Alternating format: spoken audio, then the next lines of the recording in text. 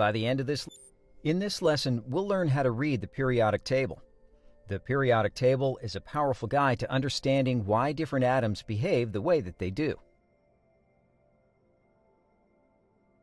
By the end of this lesson, you'll understand how to determine the electronic structure from an atom's position on the periodic table and how that position relates to an atom's size and reactivity. Let's start by looking at the element we built in the last lesson, carbon. Find carbon on the periodic table and select it.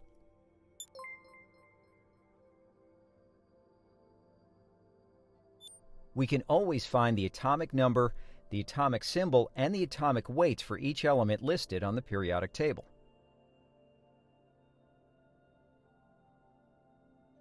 As we've seen already, this information is essential to performing work in the lab, but we can learn much more by understanding the table's patterns.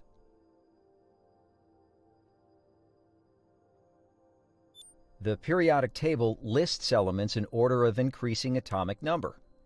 The atomic number is equal to the number of protons and electrons in the atom. The periodic table is organized by the periodic patterns and electron configurations of elements. We're going to learn how to recognize those patterns. The rows in the periodic table are called periods.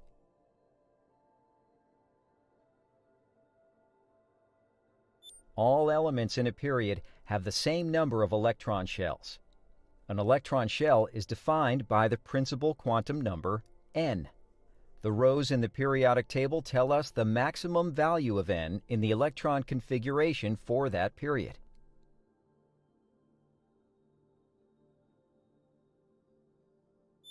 As we move across a period, we increase the number of electrons and protons. Atoms within the same period behave very differently from each other because their electronic structures are different. Look at the electronic configuration in the label to see for yourself.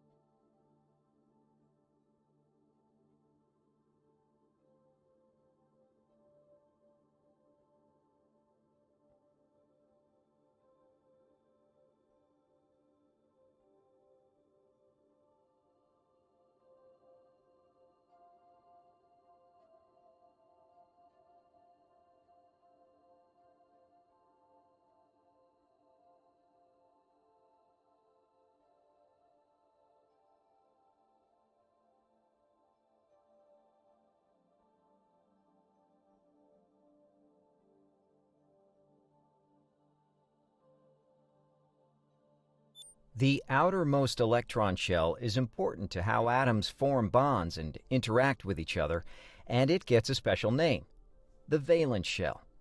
When we talk about the valence shell, we're referring to the outermost shell, the shell with the largest value of n equal to the period the atom is in. Atoms within the same period behave very differently from each other because their electronic structures are different. However, the period can tell us about how many electrons can fit into the valence shell, which will be important later.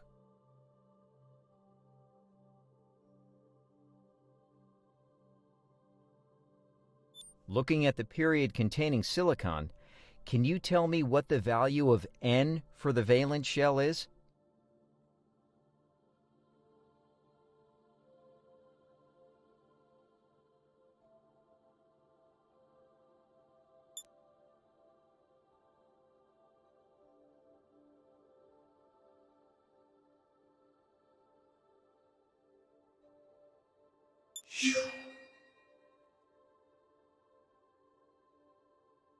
Elements in the same column contain the same number of electrons in their valence orbitals and are called groups. Let's take a closer look and recall the electronic configurations of each group.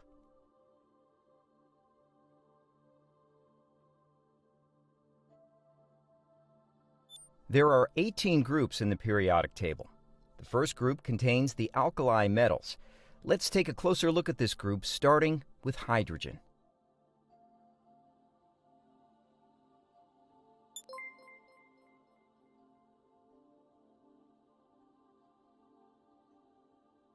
You can see the electronic configuration and the isosurface for the hydrogen 1s electron. Pick up the isosurface and look inside.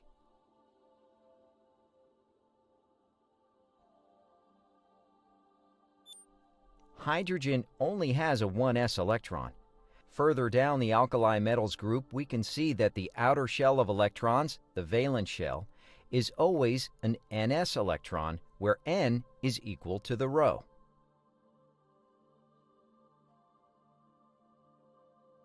Let's take a look further down the row and see for ourselves. Please select lithium.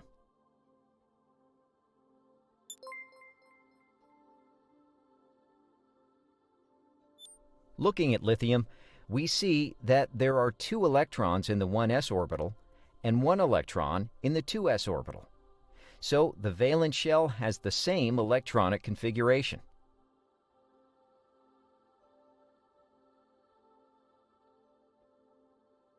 We can also use a shorthand notation which lists the noble gas from the previous row and only lists the electron configuration after that gas. So for lithium, the shorthand notation is helium 2s1.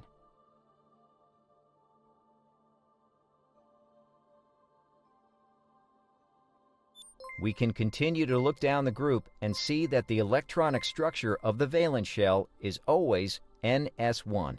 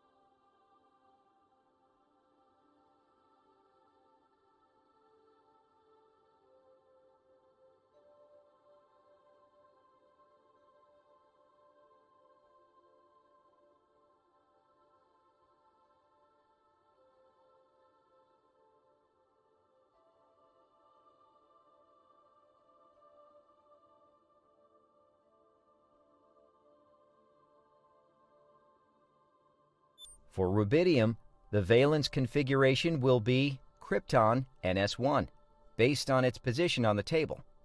What's the value of N?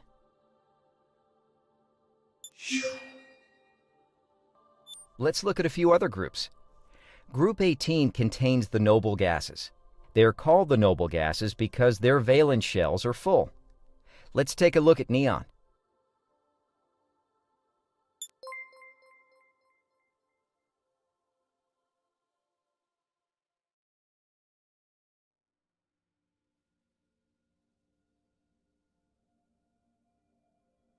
We can see that the valence shell for neon has the configuration of helium 2s22p6. If we look further down the periodic table, we can see that this valence configuration holds true for every element in the period. Let's look at group 14. The shorthand configuration for every element in this group will be xns2 NPY. From the options in front of you, select the correct value of Y.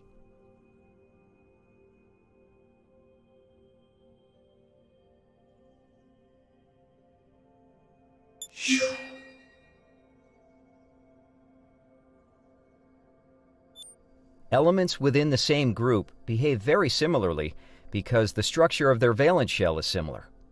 This means they can make similar types of bonds with other atoms. When we organize the periodic table according to the electronic structure in periods and groups, we can observe patterns in their behaviors. We just learned about how the organization of elements into period and groups allows us to organize elements according to their electronic structure and therefore their behaviors. This organization also can tell us about trends in size and energy as well.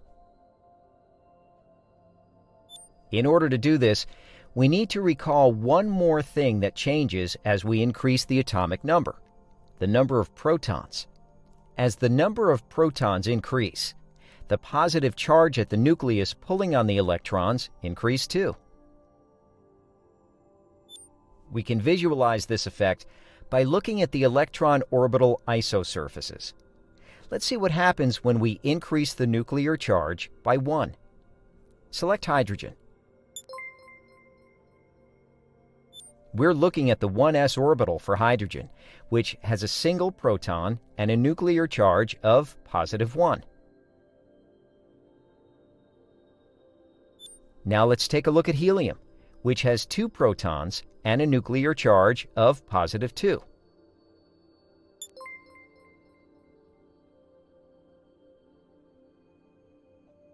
Looking at helium, we can see that the orbital is smaller than the hydrogen orbital. This is because there are twice as many protons attracting the electrons.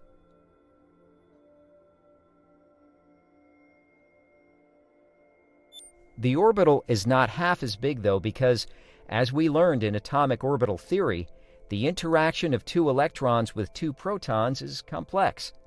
However, we can approximate the relative sizes using the following equation.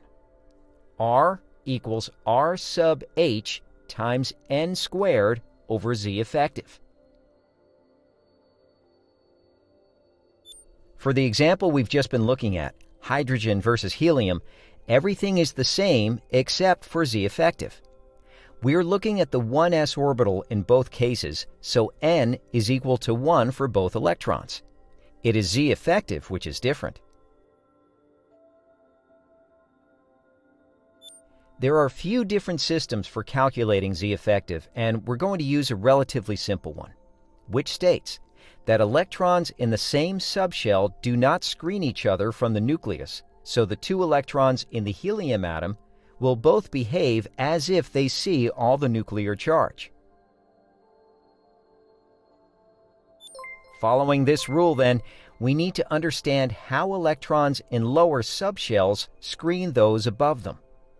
Let's learn more by looking at comparing lithium and helium. Lithium has 3 electrons and protons to helium's 2 electrons and protons. Both of helium's electrons fill the 1s orbital, but the 3rd electron that lithium contains won't fit. So we'll need another orbital to house the 3rd electron. Can you recall the electronic configuration for lithium?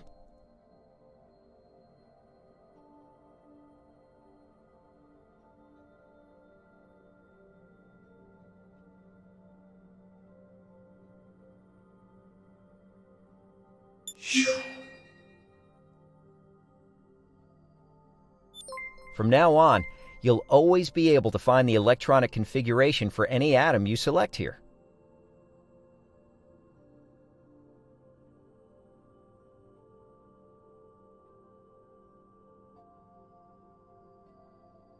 So, if we look at the 1s orbital, we see that it's even smaller than helium's 1s orbital. This is because z effective is 3 for that orbital. It sees all the nuclear charge of lithium.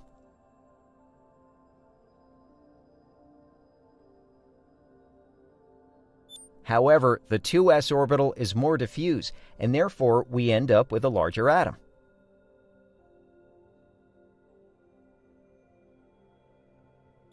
So we see that electrons from orbitals which lie closer to the nucleus screen some of the nuclear charge from electrons which are in higher lying orbitals and observed how this affects their size. In the next section, We'll learn how this leads to a trend in the sizes of atoms across periods and down groups. We just saw how changing the effective charge can change the size of an orbital, and orbitals which lie closer to the nucleus screen some of the nuclear charge.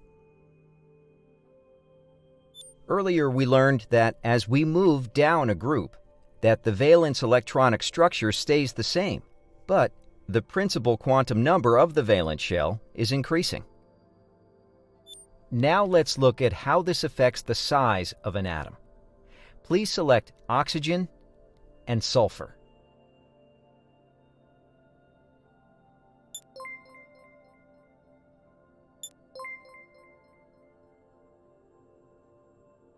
Sulfur has twice as many protons and electrons as oxygen.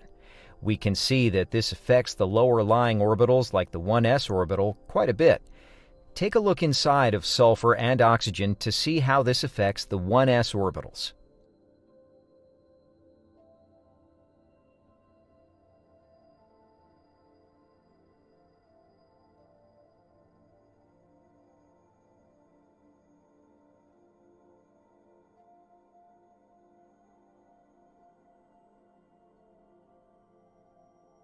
For the 1s orbital, Z effective is equal to all the protons in the nucleus or the atomic number.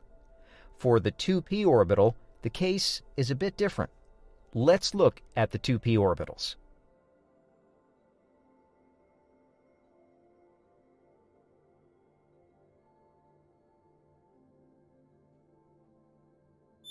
This trend holds for the 2p orbital as well.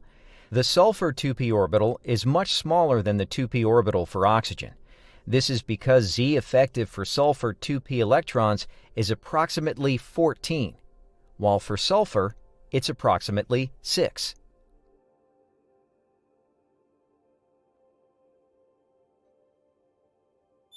The reason why sulfur is then larger than oxygen is because it has enough electrons to fill both a 3s orbital as well as part of a 3p orbital.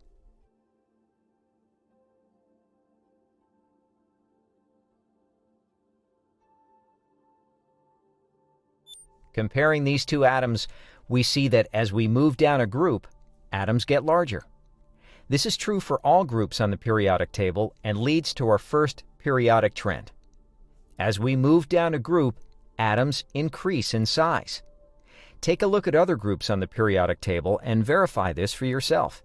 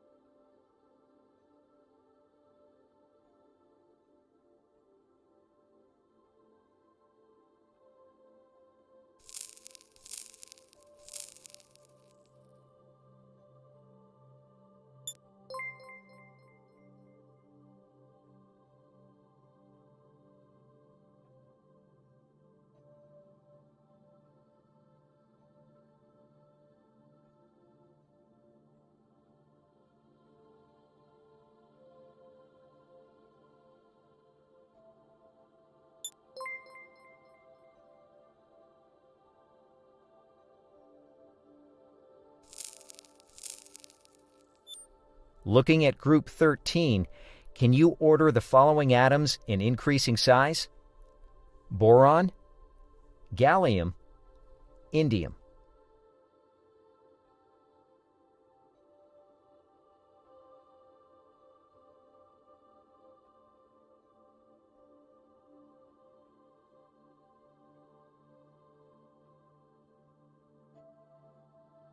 Previously, we learned that as we move across a period, the principal quantum number of the valence shell stays constant, but Z effective is increasing.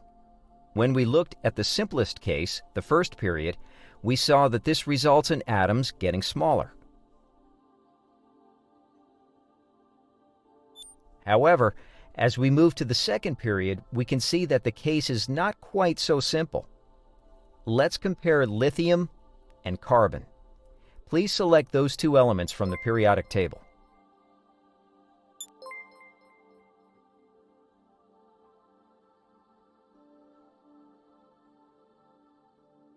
Looking at these two elements, we see that not only is Z effective changing, but the occupied orbitals are changing as well. For carbon, in addition to the 2s orbital, we have electrons in the 2p orbitals as well.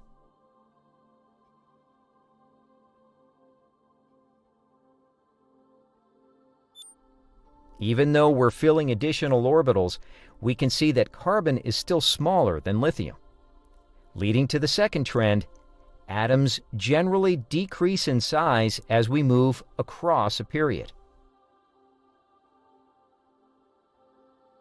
This is complicated as we move to periods further down the table, like the fourth period. Here, we begin to fill the 3d orbitals. Let's take a look at titanium and copper.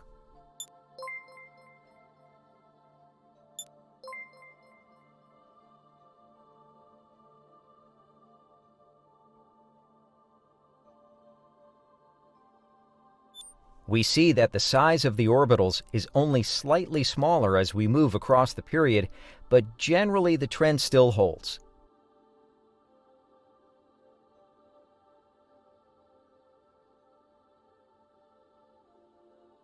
Let's see why this trend breaks down. Please select copper and arsenic.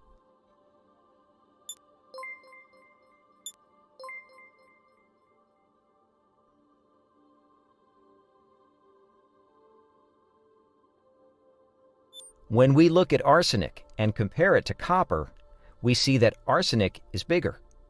This violates the trend we just learned.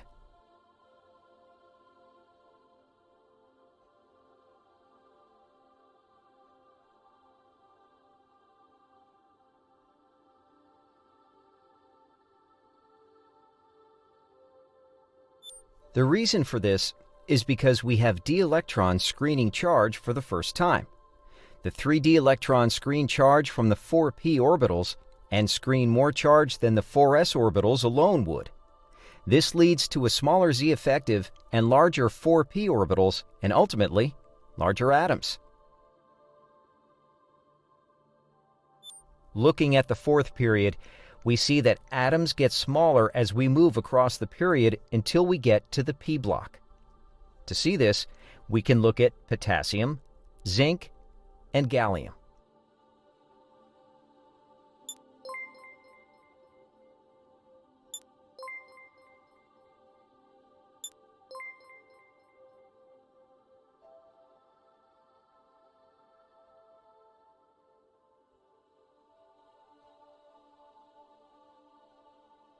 Looking at these three atoms, we see that the trend holds until gallium.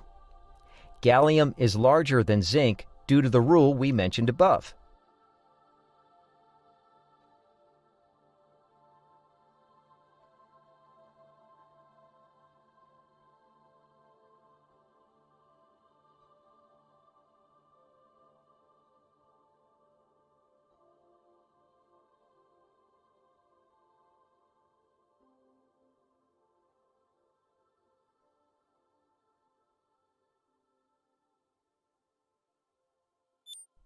As we just saw, the trend as we move across a period is complicated due to trade-offs in which orbitals are being filled, Z effective, and the total number of electrons. Click Next to learn about the trend in size across the periodic table. The largest of the natural elements is cesium, and the smallest of the atoms is helium. The trend is that the size of atoms decrease as we move diagonally from cesium to helium.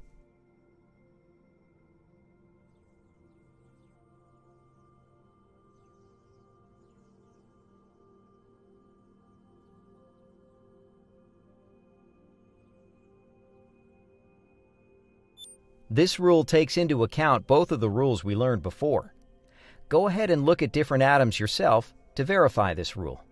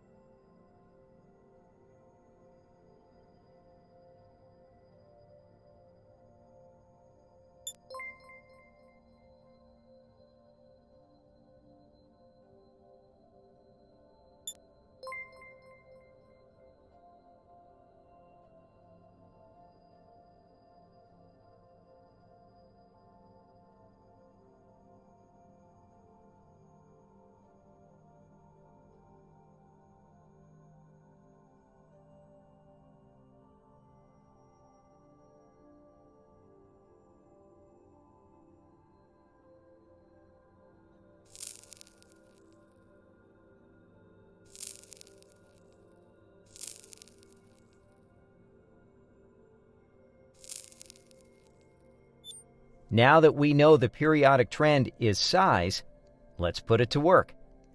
Can you organize these three elements from largest to smallest? Strontium, manganese, and oxygen.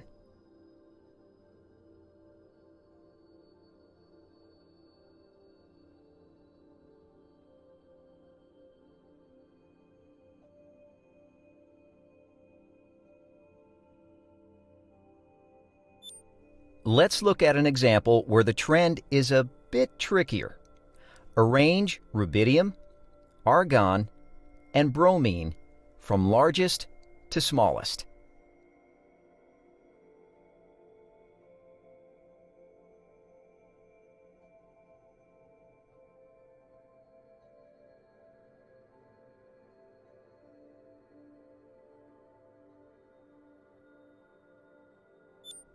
We've learned how the periodic table is organized to reflect similarities in the electronic structure of atoms. This allows us to visualize trends in the sizes of atoms, but it also trends in how easy it is to add or remove an electron.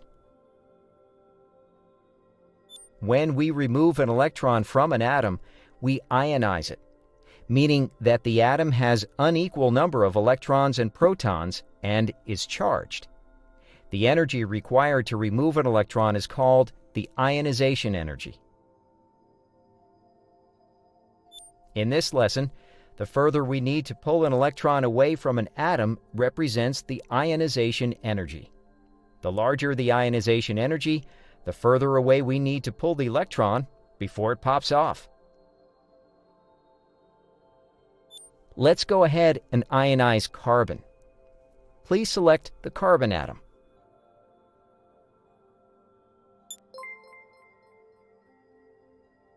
Now let's ionize carbon. Grab the 2p orbital and pull it away from the nucleus until you have a single electron in your hand.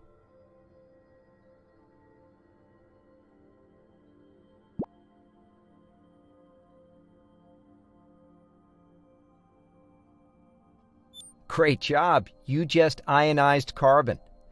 Now you can see a free electron, and carbon has one less electron occupying its p orbitals.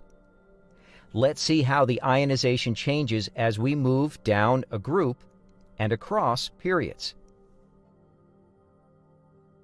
If we look at the first group, we can observe the first trend in action.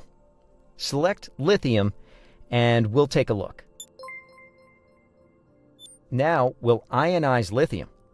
Go ahead and pull the 2s electron off.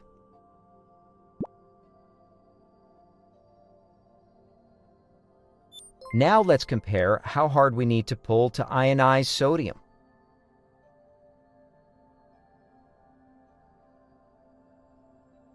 Go ahead and ionize sodium by pulling the 3s electron off.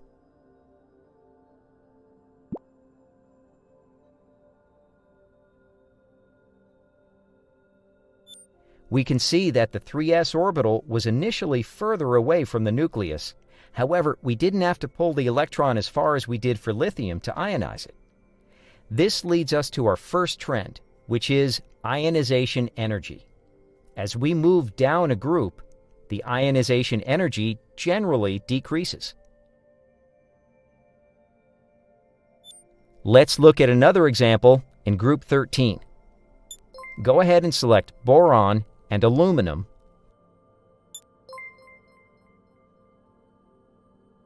Now ionize them.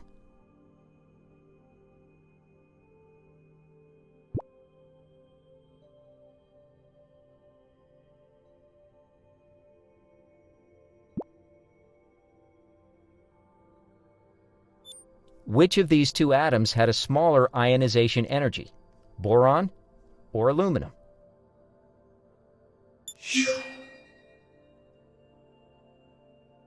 It's easier to ionize aluminum because the 3p electron is further away from the nucleus and the 2p electron, and so it requires less energy to pull it far enough away that it doesn't feel the charge from the protons.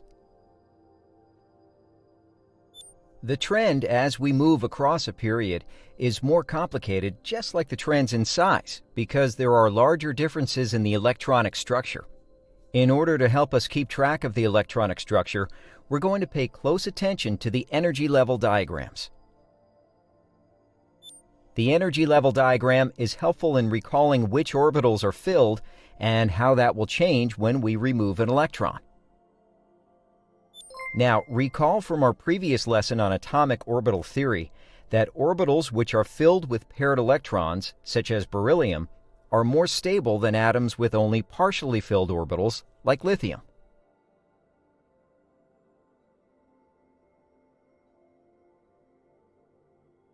This means that it's harder to ionize beryllium than it is to ionize lithium.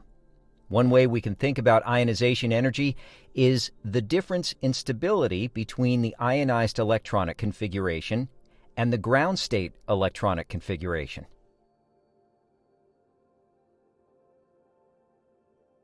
So, let's ionize beryllium and lithium.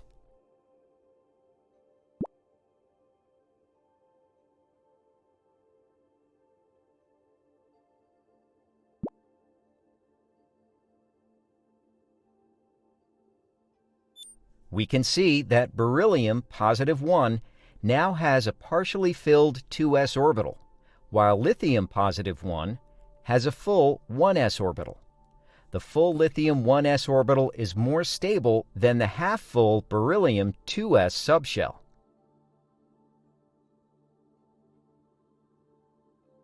In other words, for beryllium, we destabilize the atom when ionizing, resulting in a larger ionization energy.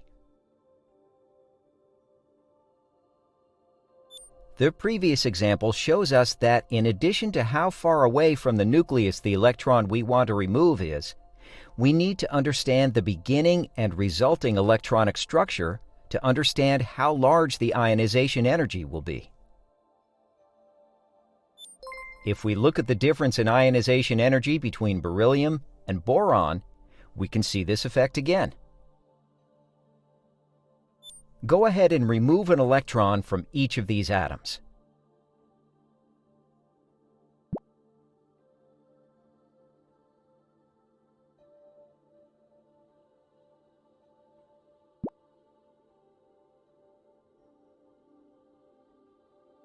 Which atom had the larger ionization energy, beryllium or boron?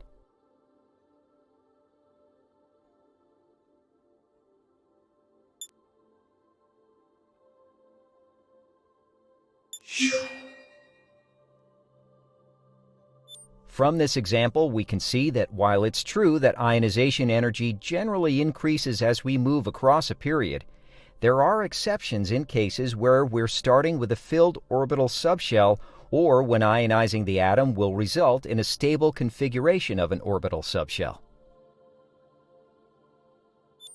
There are other special cases of electronic configuration.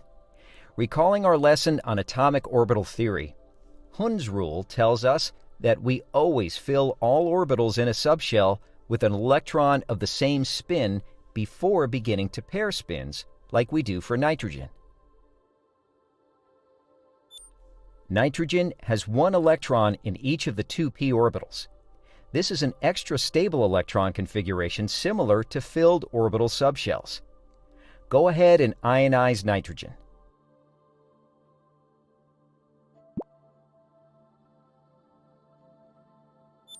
Ionizing nitrogen is more difficult than the trend predicts because we started from a stable configuration and moved to a less stable electronic configuration. If we compare this to oxygen, we'll see that the reverse is true.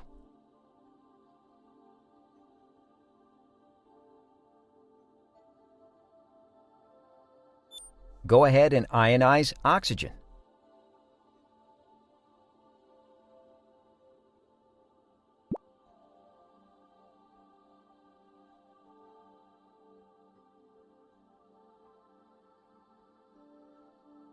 We see that it was easier to ionize oxygen, contrary to the trend we talked about earlier, which is that it is generally easier to ionize atoms as we move across a period. This is because we end up with a more stable electronic configuration after ionizing oxygen.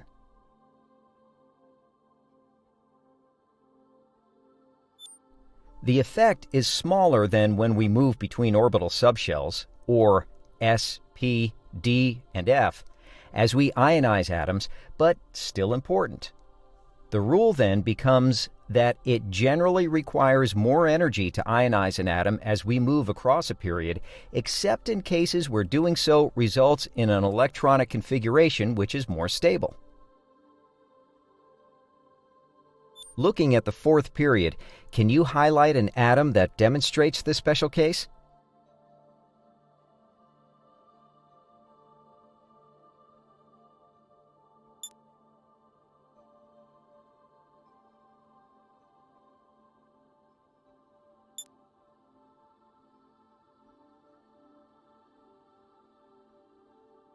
If we recall both rules, that atoms moving down a group generally have smaller ionization energies, and as we move across a period, the ionization generally increases, can you order the following atoms from lowest to highest ionization energy?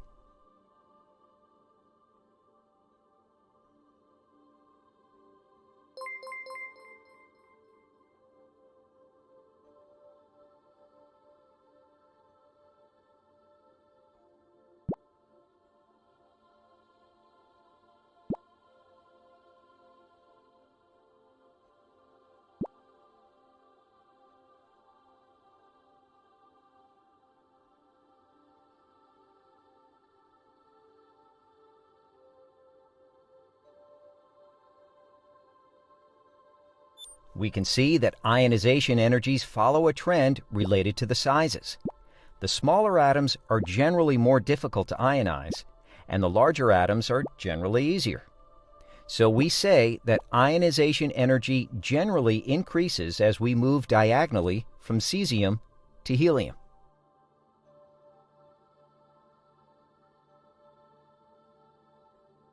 Feel free to explore the ionization energy of atoms as you move around the periodic table and prove this to yourself.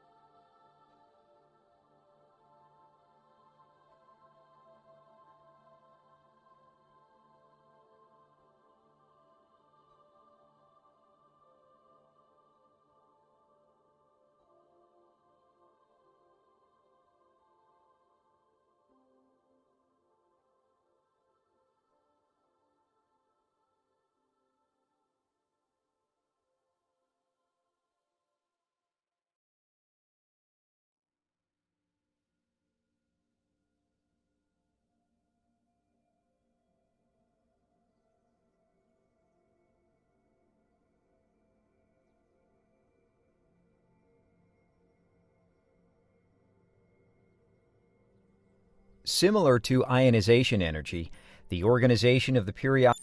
Feel free to explore the ionization energy of atoms as you move around the periodic table and prove this to yourself.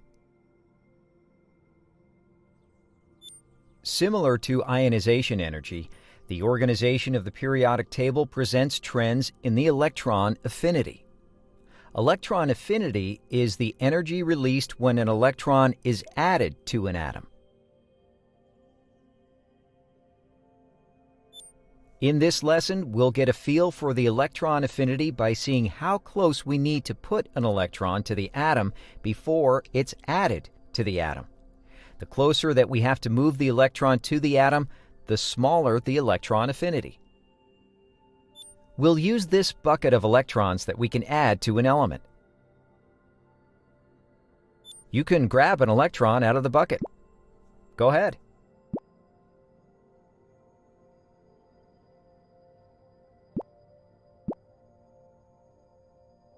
We can see what the electron affinity is for hydrogen by trying to add the electron to it.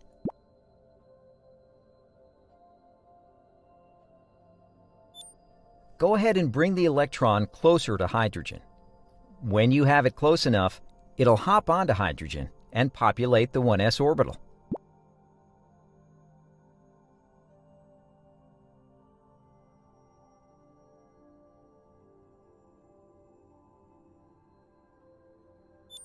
We've now created hydrogen with an additional electron, the H1 ion.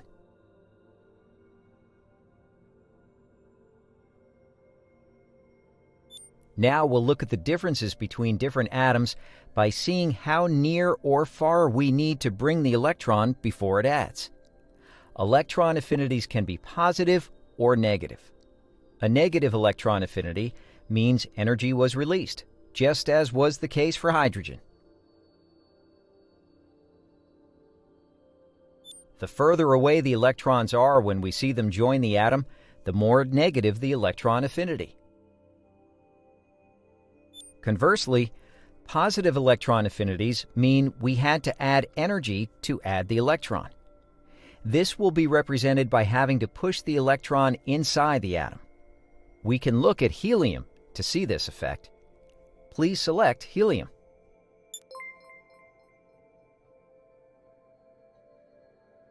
Now add an electron to helium.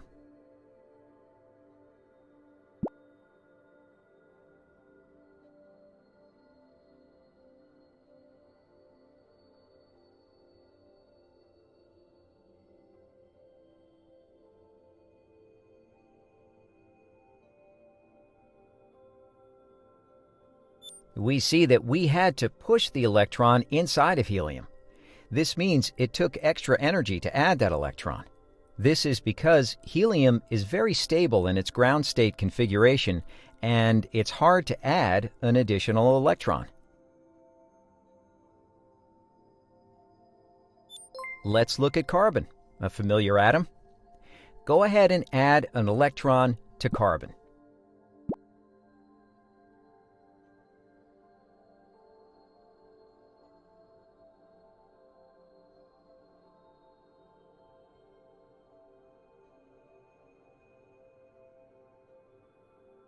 In the case of carbon, did it require energy input or was energy released when you added the electron?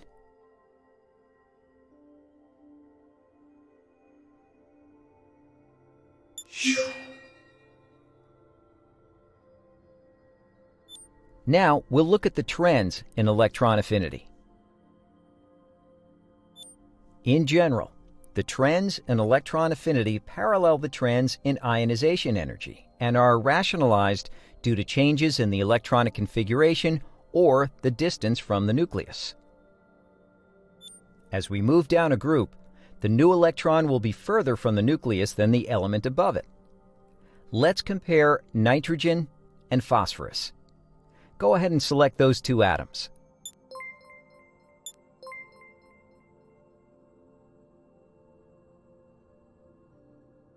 Now, add an electron to each of these.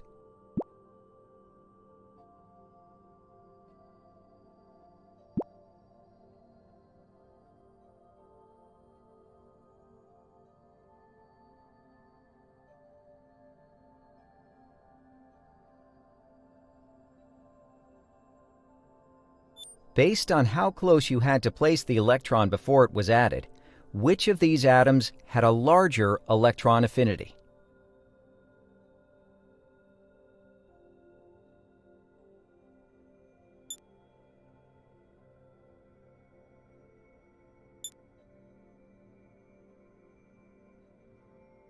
We can see from this example that, in general, the electron affinity decreases as we move down a group. However, the effect is small. When we look at the trends as we move across a period, the effects are similar to those observed by ionization energy. As we move across a period, the electron affinity generally increases because we're increasing Z effective. We can see this by comparing boron and carbon. Please select those two atoms.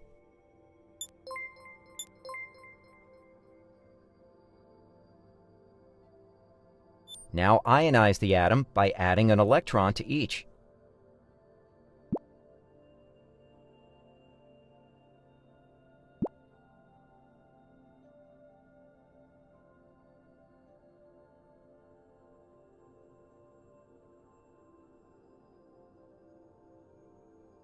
Can you select the atom on the periodic table which had the larger electron affinity?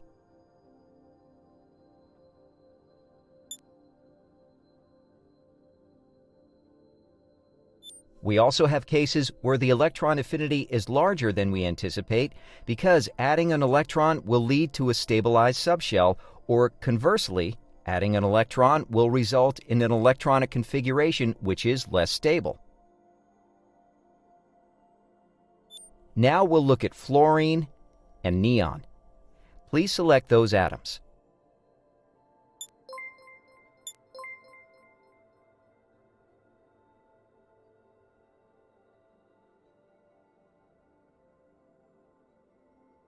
Looking at the energy level diagram, we can see that neon has a very stable electron configuration, while fluorine will have a very stable electronic configuration if an electron is added. Go ahead and add an electron to each to get a feel for the electron affinity.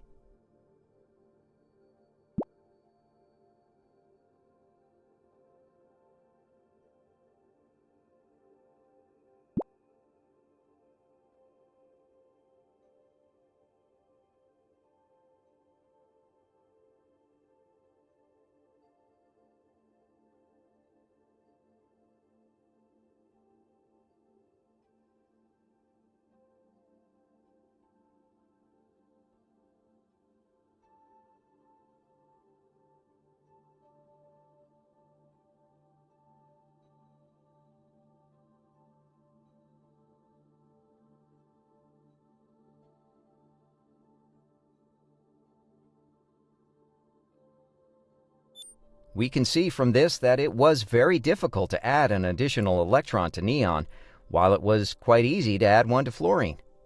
This shows us the exception to the trend. A stable electron configuration will have an abnormally high electron affinity.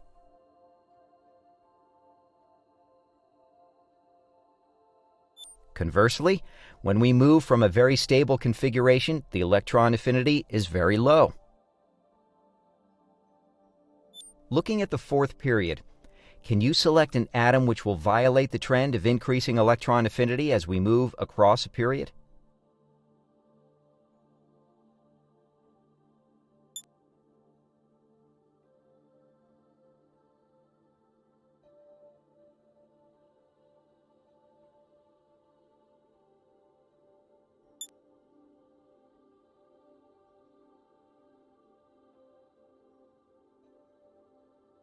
So we can see that, similar to ionization energy, we need to pay attention to the size of the orbitals as well as the electronic configuration to understand trends in electron affinity and, more importantly, their exceptions. The largest electron affinities are in group 7, while the smallest electron affinities are in group 8.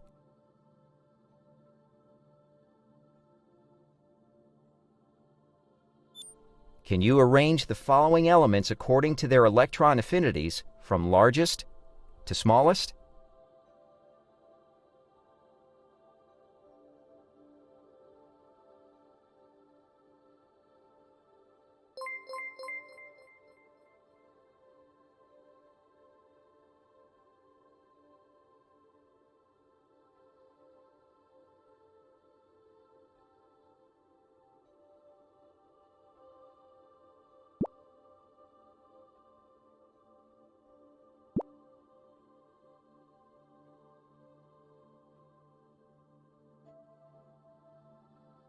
Congratulations!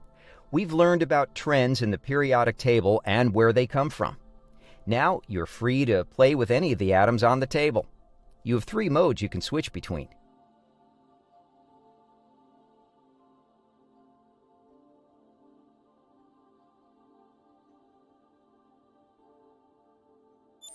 Can you arrange?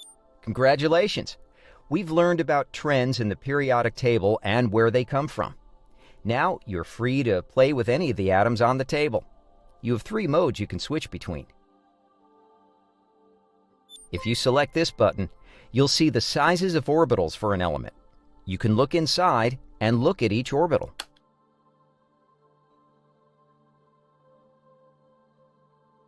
If you select the ionization button, you can pull electrons off an element and compare how the ionization energy changes as you move around the table.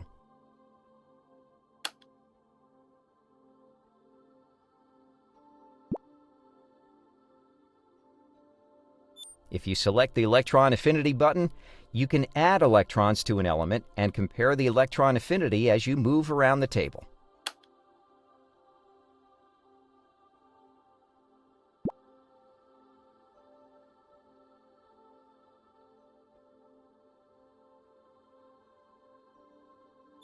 Congratulations! You finished the lesson and are now free to explore the periodic table and its trends.